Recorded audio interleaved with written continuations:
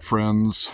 Today is January 20th, 2024, and it is another sunny day in Florida, but this is a cold day. And I know my brothers and sisters and all my friends around the rest of the country will laugh at me when I say it's cold, because it's really not that cold. But you live in Florida for a while, and I've heard it's true that your blood thins out, and my blood must be thin by now because this feels cold today. Last night I interviewed my friend Ken Zipperer, and we had a good conversation about music, and that's what I want to share with you today.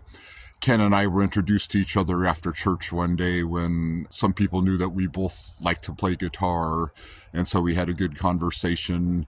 And we also found that we both have a love of bluegrass gospel music. The difference between us is that I learned about bluegrass gospel music by listening to KBOO radio in Portland on Saturday mornings and heard all the artists there. Ken came to love bluegrass gospel because he lived it. That's the music he grew up playing, and it was a part of him and a part of his family and a part of his life and community. But we decided to combine our forces, and for a while we had a little band in our church and play that music. We played for church sometimes. We played for a birthday party. We played at other churches some. I think we played for a Christmas party and a Valentine's party and some little things like that. We just had a lot of fun, nothing fancy, but just having a lot of fun together.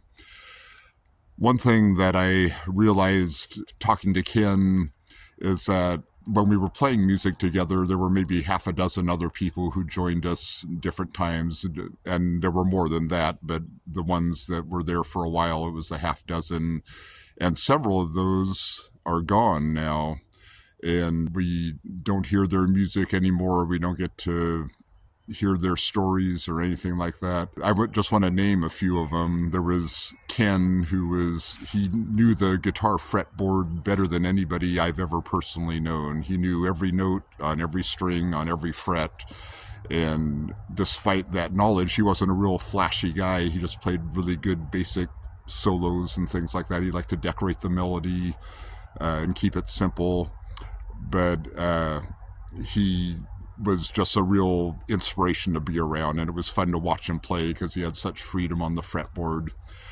Then there was Don, who is a great singer, and he was a dentist in his career, but he enjoyed music a lot, and he was a lot of fun to talk to. He was very educated. He was a professor for much of his career too, in a school of dentistry, and he was a great guy to talk to. He was also just super supportive of me, and if I was having a hard day, he was the perfect person for me to go talk to.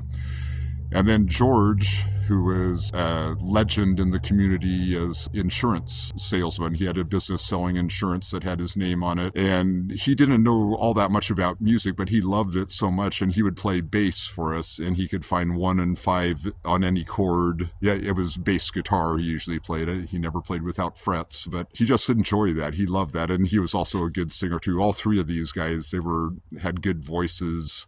I'd call them all baritones, but each one was unique, had their own special way of singing and their own approach to the music. What I realized is when we lose those people, then one of my favorite images in the Bible is the cloud of witnesses. So I would call them members in my cloud of witnesses. And the Bible talks about running a race. It uses that analogy, which is another analogy that I like because I like running. But in this case, I would say they're one of my cloud of witnesses, singing along with me when I sing and playing along with me when I play. That's how I see them still in my life. When I hear the songs that we used to sing together, I think of them. The number one thing that I think about and that I miss about each one of them was their sense of humor. And each guy had a different sense of humor. That's what really makes me think of them, the jokes they would make. And some of them, they were the same jokes over and over, so you associate with them that. But that sense of humor is not here anymore. Those voices are not here anymore, and they're not here to play with us anymore.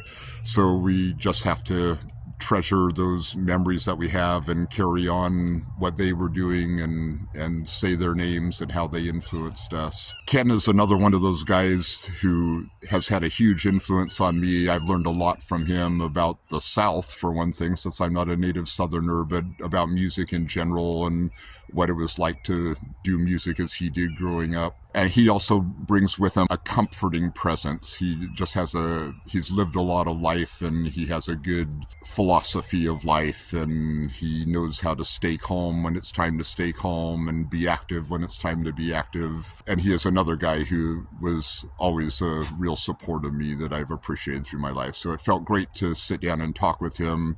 I know you'll enjoy hearing some of his stories. So Ken is a friend who is in my life now, and where I can appreciate his humor and appreciate the music and hear the stories. And it felt wonderful to sit down with him and just have some time to talk. And I think you'll get a lot out of hearing his wisdom too. So please enjoy this interview with Ken Zipperer. So I know you've done music for decades and decades, but I wonder about when you first got started, like what inspired you, and tell me about getting your first guitar. I've always loved music. There was a boy, I think he's probably about 12 or 13 years old, and I'm talking to him one day, and as a matter of fact, he lived out past our house, where we had to walk past my house to get to his house. How old were you at this time? I was 13 or 14. Okay. And so anyway, he told me he had a guitar he just got not too long past. And anyway, I walked about a mile out to his family store and house, and he showed me the guitar. It was a Sears Roebuck guitar. And I was entranced with this thing. And so he said, well, just you want to take it home? So Oh, wow. I did. I was scared to death. I just held it in both hands, walking back home, and I didn't know any chords. Anyway, that was the beginning. And I finally I paid $12 and ordered a little guitar from Sears. It was really not much, wide neck and a lot of space in the strings. So finally, I got a more decent guitar. When I was 17 years old, I went in the Navy. Mm-hmm. And that's where the electric guitar that I have, that I still have, came from. And I've owned guitars from all over. I owned a couple from the bought when we were in the Philippine Islands, and I was in Europe, but then I was playing music all that time, and most of it was of a country music variety. That's what I was raised on to learn, and or folk music. And then through the years after that, Martha and I got married when I got out of the Navy, and through the years, there's been a succession of connections and bands, and I almost went professional, and I didn't do it. And she's the reason I didn't, and I'm very, very fortunate because a musician's life is not conducive to a good, happy married. I mean, it's not. And so that's the way of it. But I've enjoyed music all these years. And when you got that guitar at the beginning, how did you learn your first chords? Or did you have a teacher of some kind? Or I knew a lady that lived about half a mile from our house, and she knew a little bit. And I would walk out there. I finally got a real cheap. In fact, it was a Sears Roebuck guitar. Cost $12, I believe, if I remember right. And I'd carry that guitar out there, and she'd tune it. And then I'd come back to the house, and then I'd practice on that guitar. And she'd show me a little bit. Then when I went in the Navy, I was exposed to a lot of things. We were at one point, and I was in San Diego, as a matter of fact. Our ship came in there from time to time, and we did some bar music and that sort of thing. So I had some of that kind of exposure, and a little bit of during all that time with this band or that band. Yeah. But what songs were you learning right at the beginning? Was it like Hank Williams or folk songs or The current country music okay. stuff, Lefty Frizzell. I lived with my grandma, and she was very supportive in anything that I did. And we were, it was not much money for anything other than just living. But she'd always, I'd play that guitar and sing, and she'd praise me and tell me how great I was, which I wasn't. But I love her to this day for, I knew I wasn't great, but I still like to hear it. Sure. All musicians are that way. Definitely, yeah. I wanted to ask where you grew up. What I remember is it was close to the Georgia-Florida line somewhere. My family, kind of a peculiar thing. My father's family, it's an old Florida family. They came to Florida about the mid 1800s.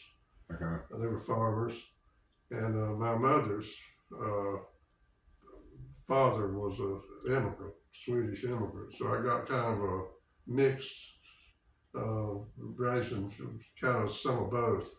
And my grandfather also played guitar some, and he had a wire apparatus with a harmonica. Oh yeah. And he played piano. So I had some background where some of the people had some musical abilities. When you first got a band together, how did that come about, and what kind of repertoire did you play? The first that I had any connection with was high school, and played like class get-togethers and school functions and that sort of thing. We were terrible. Okay. What kind of songs did you do? Old country. Okay. Old country music, yeah. That's what I was exposed to. There was a teacher in high school, and she liked the way I sung. And anyway, she got me in the Glee Club. And so I was, she was very good, and if I should have stayed with her longer than I did, but anyway, I learned a lot from that lady. Okay. Who were the artists, the professional artists that you admired back then? Eddie Arnold, Chet Atkins. Okay. That's really the first two things that come to my mind. Louvin Brothers. Oh, Louvin Brothers, yeah. They were had a different kind of harmony, but it was very, very, very good. You were more like you were drawn to the singing and playing guitar rather than instrumental kind of things. Right. I never was an instrumentalist. I had, from time to time I'd learned some things, but I really didn't feel a whole lot of drive in that direction. Okay. What brought you into bluegrass when you got into that? Well, bluegrass is acoustic music. And that's really, when they say bluegrass, I like acoustic music. And it's just naturally, that's where it is. Right. The bluegrass industry, these people, these artists that Martha and I lived with for 12 or 15 years, when you say bluegrass, they were acoustic musicians is what they were. I had a connection with a lot of really good pickers.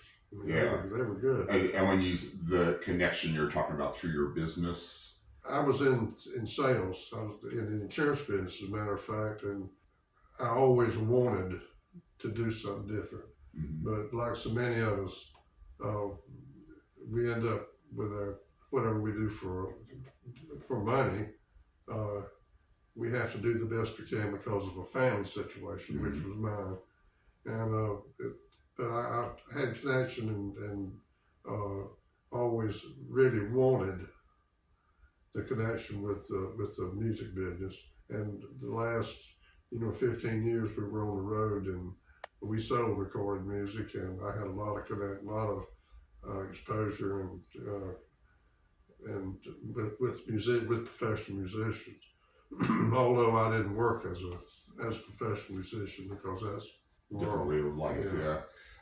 Tell about your business, because I know a little bit about your business, but somebody watching this wouldn't necessarily know what exactly you did and how you did it. Well, the thing that probably be most interesting to anyone looking at our little video here would be the 15 years that we were in the music business, and we sold recorded music. We were actually, all of we carried $12,000 or $15,000 worth of recorded music, and we worked 23 states. And you went festival to festival, We right? well, yeah, we did, and we worked festivals. Anything from in a big field with 2,000 people to auditoriums and hotels and. Okay. And would you try to have the stock of whoever was performing there? Was that the idea, or you just have a comprehensive? We had a comprehensive. Okay. Yeah. Okay. And we also had a mail order. We had catalogs. Okay. People could order that way. Was it all pre-internet? Like you didn't have a website, or did you ever have a website? We had a website. Okay. Arthur built it. Okay. What year would you say you first had a website? You remember, or approximate? Well, we've been here 20 years. So I would say 25 years ago. Okay. In that traveling and meeting musicians, who are some of the names we would know that you especially felt a connection with or enjoyed being around? Well, the best known ones, maybe so much of the time is not somebody you'd want to even want to be. Sure, yeah. But we knew them all. I had I've sat at concerts with Mac Wiseman and chatted with him, and Bill Monroe I knew vaguely, but just he was a distant kind of guy anyway. Uh-huh. But I've got a mental blank of the band names. But it was Doyle Lawson one? Oh, Doyle's Okay. a good friend. A good friend. He helped me a lot. Okay. Yeah. Doyle's a good man. That's a big name in bluegrass now, Yeah. too. Yeah, for Yeah. sure. Are there any other memories from being on the road, or? A lot of them. I had we worked in all kind of weather. Martha and I would be out in a field and have $12,000 or $15,000 worth of product, and storms, and we've been through it all. When you're working outside,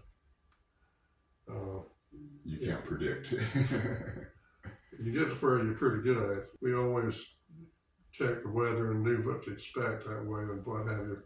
Most of the time, we had an awning that was 15 feet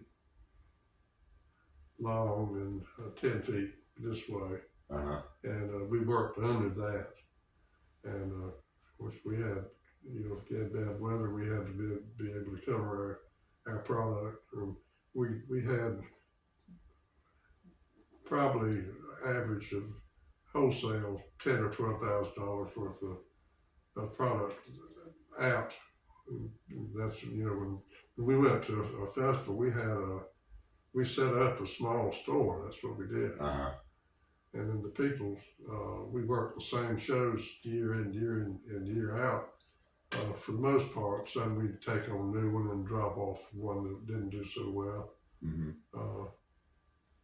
Made a lot of good friends. Yeah. Telling these stories, I'm struck that you found the perfect mate for your life, because not every woman would be willing to live that kind of life. The amazing thing about Martha came from a little country town down below Lake Okeechobee, cowboy country, and her daddy was in what was very common back then was oranges and grapefruit packing houses and that sort of thing. That's what he did, and they moved from this town to that town, and that's the way they had to if they were in that business, and that's the way Martha was raised. I joined the Navy when I was 17. Served 4 years. I got out, and when I got out, I went to business school in Jacksonville. I was there, sitting there in that accounting class, and my memory serves me right, and this young girl come walking down the aisle. Well, she just got out of high school. That was Martha. Okay. And I was sunk. That was the end of me. Okay. I'm trying to remember this story too, but didn't singing play some role in your courtship? Like, wasn't there something about singing outside her window or something like that? Oh yeah, okay. Yeah. She lived in the YWCA. Okay. And it was one street over. I lived in a boarding house. It's second story, and I was in the street and doing my courting.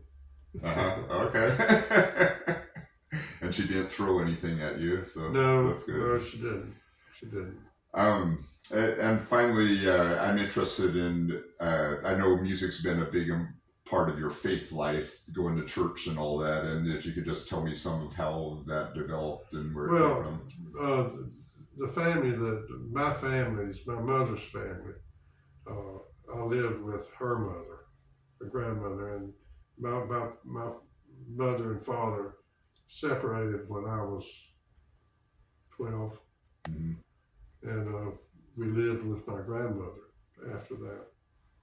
God connected me with music. Okay. I've loved music all my life. It's just something just a natural thing to me.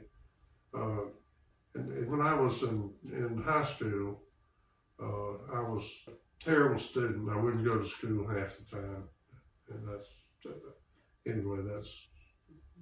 that's where it was. But there was a teacher, a music teacher there. I don't know how she did it, but she got me in the Glee Club. Uh-huh. And that was partly my savior. I loved the music, and I was willing to do the other things that I didn't really want to do because of her, you know. Yeah. So she was a big part of that. Big part to me, I think, of me being able to follow up with it. And I could have been professional. You know, I probably wouldn't have been maybe the world's best, but I could have made a living at it. But that's a terrible, terrible strain on the family. Sure, yeah. It's more of a strain than facing storms in a field where there's a festival going on. Well, see, I didn't have my family there. I already raised my family. Oh, okay. Martha and I chose. I'll tell you one little short story. We were working a show in Alabama, if I remember right, and we were set up and came up this terrible storm, and the wind's blowing and it's pouring down rain. We've got $12,000 or $15,000 worth of product, and we've battened it down as best we could, but it probably wouldn't have just stood to being directly out in the storm. And she was on one end of that awning, and me on the other, holding in the wind, trying to take it away from us. And I said, Martha, this is nuts. This is insanity. Yeah, but anyway, we got through it, and I didn't lose anything, and laughed about it afterwards, and went on out there, and it wasn't the only time it happened. Yeah, you pray the shrink wrap holds firm, I guess, on each. Well, we always had good quality awning. Oh, okay. And when we covered our stuff, we had it where we could put that on it and really torque it down where the wind wouldn't move. Oh, okay. But you had to learn to do that. I mean, you couldn't go out and lose a few $1,000s worth of product every time you went out. Right.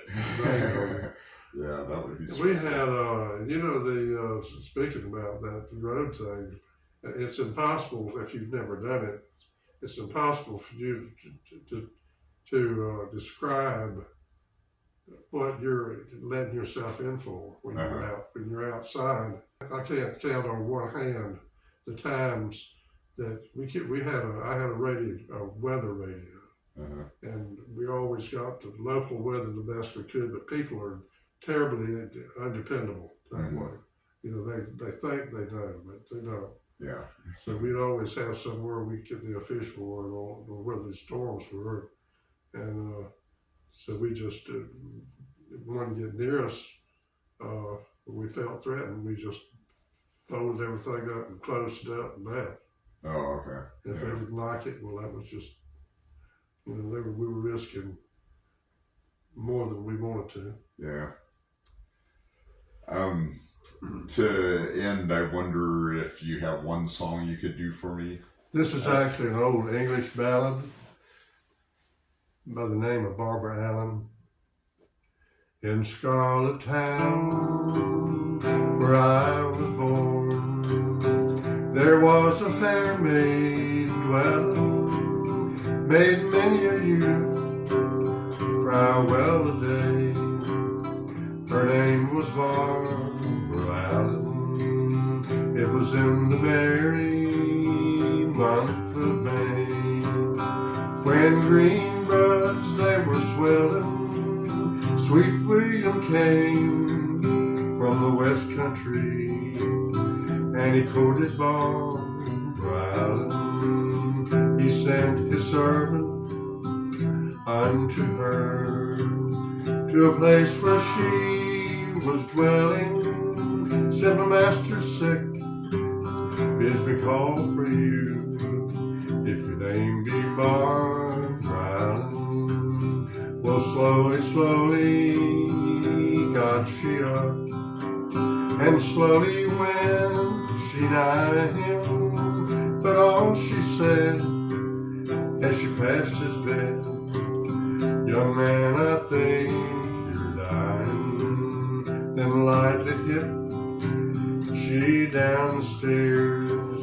She heard those church bells tolling, and each bell seemed to say as it rolled, hard-hearted Barbara Allen. Oh, mother, mother, go dig my grave, and make it long and narrow. Sweet William died for me today, I'll die for him tomorrow. When Ken and I had our string band, we made some video recordings of some of our performances, and I'm going to look for some of those, and I'm going to put them up as bonus videos, so you can look for them this week sometime. Talking with Ken and thinking about the people who used to play with us and the ones who are here, the ones who are no longer here, it makes me think again, and I'm reminded of this often, that you just have to appreciate each person that's in your life and spend the time with them that you can while they're here. Enjoy each person while you have them in your life. And I sometimes even just moving away, leaving a job or anything, you never know when you're having your last conversation with somebody. And we all have those people in our lives who are important and who lift us up and help us to keep on going.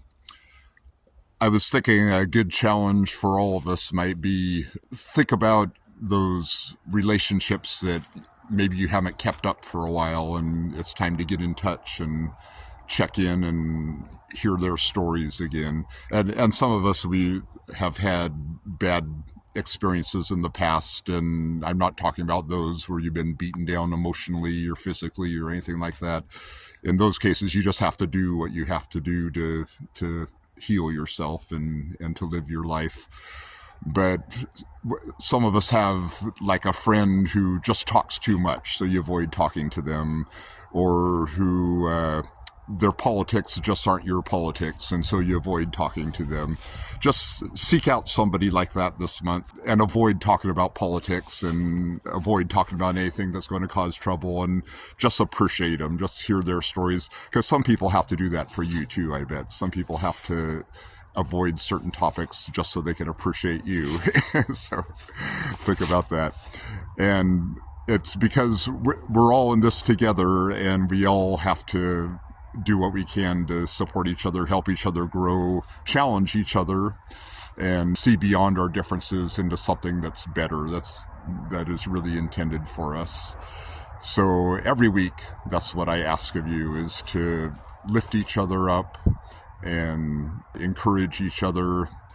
And remember that everybody is dealing with something. Everybody has something hard going on in their life. And you might be the person that gives them a little relief for that. You might be the person who has a resource that they need that can help them out. So look for chances to do that, and it'll make life better for all of us. Remember my open mic coming up at the end of March. I'd like to get videos of original songs from anybody out there. Nothing polished, nothing professional. Just put down a song that you've written on a video and send me a link at mrgolden'smusicalaventure@gmail.com and send it by the beginning of March, maybe the first Sunday of March. And we'll do that on the 5th Sunday of March. Then I'll present those. So until then, have a beautiful January, just like this beautiful day in 2024 in Florida. If you have ice where you are, like all my brothers and sisters do, just enjoy the days off from school, I guess. But we'll get through this. Springtime is coming. Goodbye.